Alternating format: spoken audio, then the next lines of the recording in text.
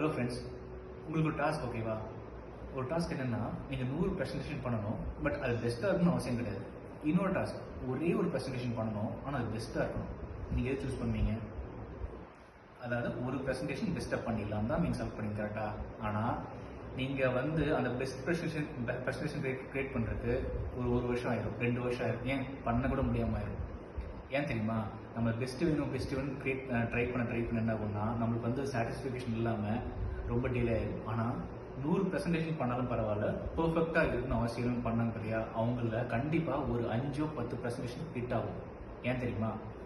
ஒரு விஷயம் பயம் இல்லாமல் ரிப்பீட் பண்ண என்ன ஆகும்னா, அதில் நம்ம எக்ஸ்பர்டைஸ் ஆகிடுவோம். பட் ஒரு விஷயம் பெஸ்ட்டாக தான் வரணும்னு வெயிட் பண்ணி நம்ம ஒரு விஷயம் பண்ணும்போது என்ன ஆகும்னா, அதில் நம்ம தோற்று போயிடும். இது நான் சொல்லுங்க, ஜேம்ஸ் கிளியர் சொல்லியிருக்காரு அந்த புக்கில்.